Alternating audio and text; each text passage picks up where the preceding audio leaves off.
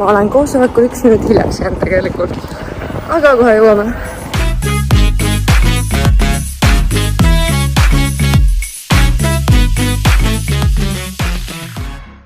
Hello, Jasmin siin ja tere tulemast Saaremaale Eesti meistrivõistluste 3. etapile. Me oleme Orissaares. Tegelikult on juhtunud juba päris palju, praegu on laupäev, aga ma ei ole jõudnud head introt teha.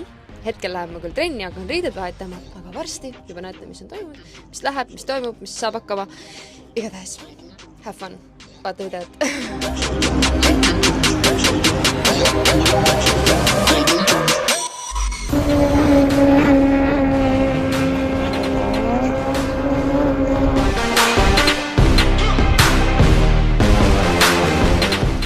Trenn on tehtud, käisin tegelikult sõinal natuke peale ja nüüd hakkab esimene sõit.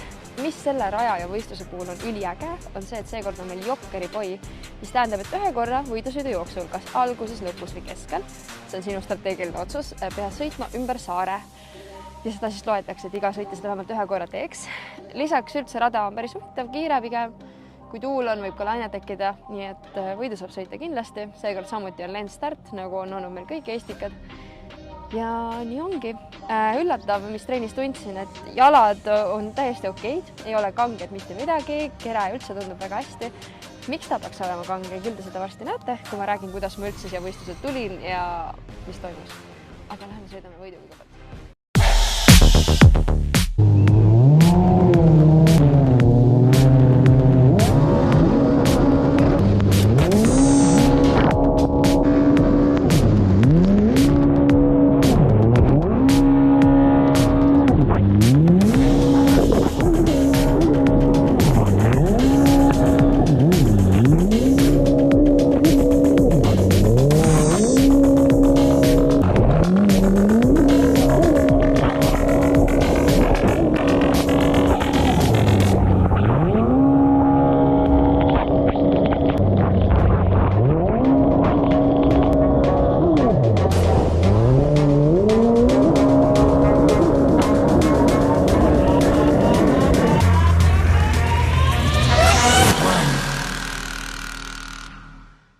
Esimene sõit tehtud ja nagu ma ütlesin, ülioluline on Jokkeri poi võtmine.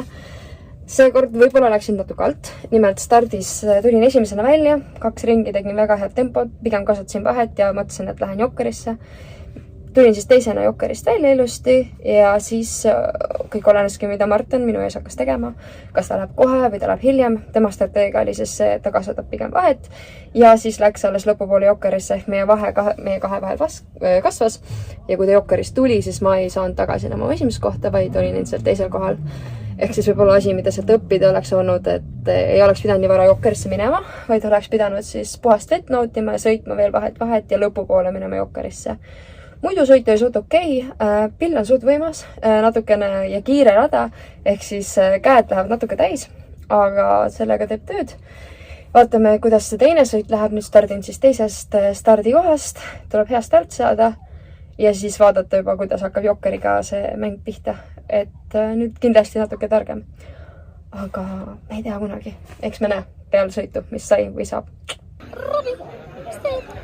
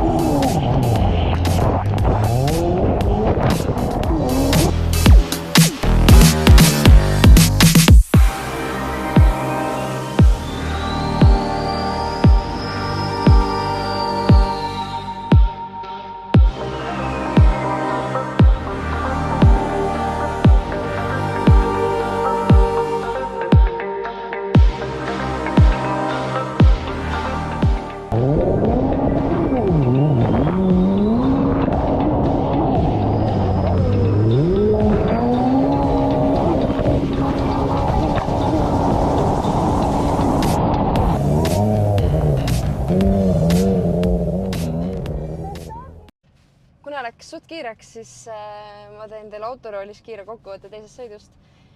Päris korralik laine oli, mitu vale starti. Stardi lõppu läksin suht suure hooga Martiniga ja lendasime külg kõrval üles ja alla ja selles mõttes oli üliäge sõit.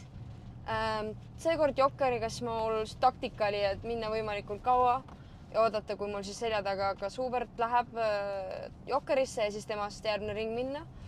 Hubert läks kuskil sõidu keskel umbes Jokkerisse ja siis ma teadsin, ma pean pingutama selle ringi väga ilusti, minema Jokkerisse ja joppas ja tulin tema eest välja. Ehk siis kokkuvõttes lõpetasin sõidu teisena. Väga ilus sõit Huberti poolt, laine oli tõesti üliäge ja tegelikult mulle Keti setting hullult meeldib, aga olekski vaja nüüd selle masina ja selle settinguga veel rohkem trenni teha ja ühte kasvada, et ma arvan, siis on nagu kõik ülipriima, sest kiirus ja asi on nagu väga hea. Ja homme on viimane võistlussõit ja eks me näe, kuidas läheb. Hetkel olen siis teine. Üldsarja mõttes Eesti meistrivõistluste mõistes siis olen ma endiselt esimene, mis on väga tore. Ja peale homset on siis juba uued plaanid, aga jah, nii on need esimesed 2 sõitu näinud. Pau! Tere hommikust minu hommikuvõimlemisele, kus ma natuke veentan selga ja teen kere soojaks. Nimelt kell on umbes 9 läbi, 9.30 hakkavad stardid ja minu start peaks olema 6 start. Aga ma lubasin rääkida fun story, kuidas ma Saaremaale tulin. Et kui tavaliselt võistlustele minnakse siis kas autoga või siis väljamaal lennukiga ja asjad saadetakse merekonteineriga, siis seekord oli mul masinad juba Saaremaal olemas, ehk ainult minul oli vaja kohale jõuda. Siis mõtlesin, et kuidas nagu Saaremaale tulla, on ju. Hea autoga, hea lihtne, värki-särki. Aga läheks hoopis rattaga. Vaatasin Pärnu-Orissaare 100 kilomeetrit. Okei, väga tehtav, olengi varemgi sõitnud.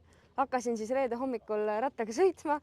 Mõnus vastutuul, niisugune 20-18 oli vahepeal kiirust, lihtsalt ei saanud kiiremini.